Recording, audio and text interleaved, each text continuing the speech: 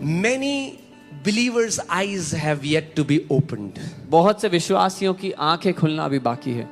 The man of God is with his servant, and the mountain is filled with Syrian army. They have come to kill him. परमेश्वर का दास अपने सेवक के साथ था और पहाड़ भरे हुए सीरियन आर्मी से, सीरियन सेना से. अब जो नौकर है वो डर रहा है. The servant is afraid.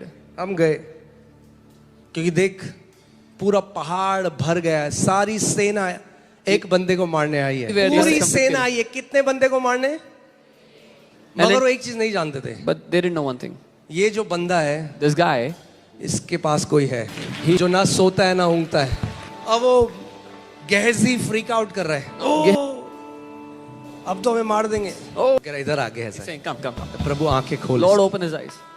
Gahji की आंख खुली.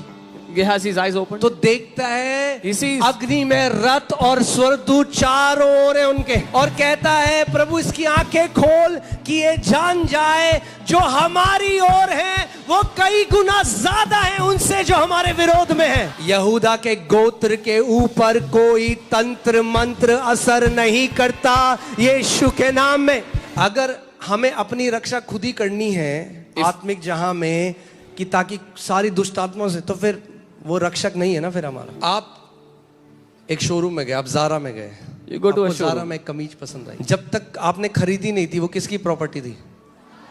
ज़ारा की. जब आपने खरीद ली तो किसकी हो गई? किसकी जिम्मेदारी है उसको संभाल के रखना? बाइबल कहती है तुम लहू से खरीदे गए हो. अरे भैया खरीद लिया हमें परमेश्वर, अब उसकी जिम्मेदारी है. All that you have to do is believe that my God is well able. आपको बस इतना ही करना है कि ये मान लेना है कि मेरा परमेश्वर क्षमता रखता है, अच्छी खासी क्षमता रखता है. गलत बिलीफ सिस्टम कोई भी डरा सकता है 2 सेकंड. अगर आपको 2 सेकंड में कोई भी डरा सकता है ना, तो आप अभी तक मसीह में परिपक्व नहीं हुए, बच्चे हो आप.